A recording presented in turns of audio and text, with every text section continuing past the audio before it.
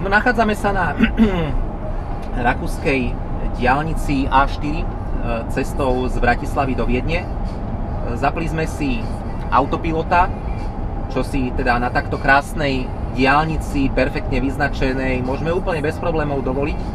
A tým, že som potreboval trošku šetriť batériu pre toho vlastne ďalšieho, kto si požiča toto auto, tak som sa zaradil do pravého pruhu a tempomat vie, že tu je 130, takže v pohode, keby sa to rozbehlo alebo keby som sa preradil, tak pekne pokračuje rýchlejšie.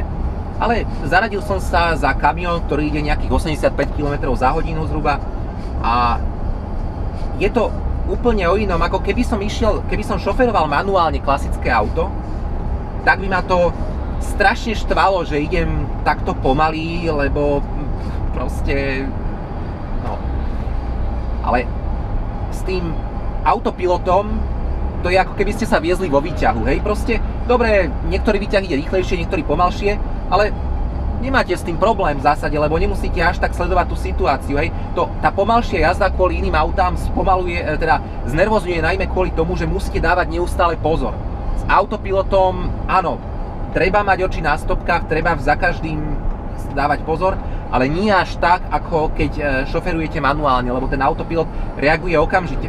Kým bežný človek má nejakú reakčnú dobu 1-2 sekundy, tak u autopilotu toto neplatí, proste on má reakčnú dobu okamžite. Okamžite, keď vyhodnotí, že auto pred nami brzdí, hoď aj prudko, tak okamžite brzdíme aj my, bez problémov.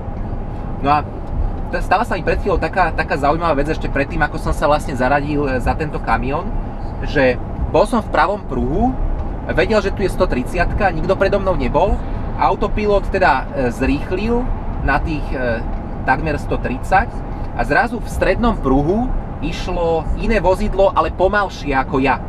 Sám som bol zvedavý, čo autopilot s touto situáciou spraví.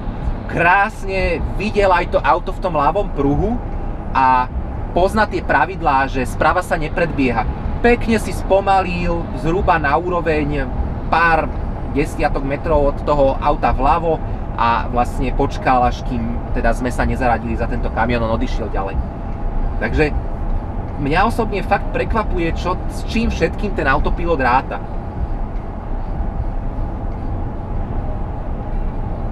Uvidíme, ako sa vysporiada so situáciou, kedy vlastne teraz sa nám tu pripájajú ďalšie pruhy. Uvidíme, či sa bude chcieť niekto zaradiť. Asi nie pred nás.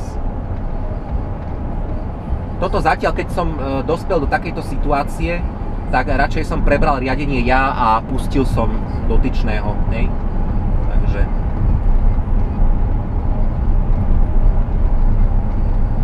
ako on určite do ňoho nenabúra, hej, len teda ja som mu chcel nechať väčšiu medzeru, aby to bolo pohodlnejšie. Teraz som si nastavil ten odstup trošku väčší. Sekundu, ja sa pozriem, myslím, že na 7 to mám, alebo na 6, aby teda som mal takú pohodlnú vzdialenosť od vozidla predo mnou.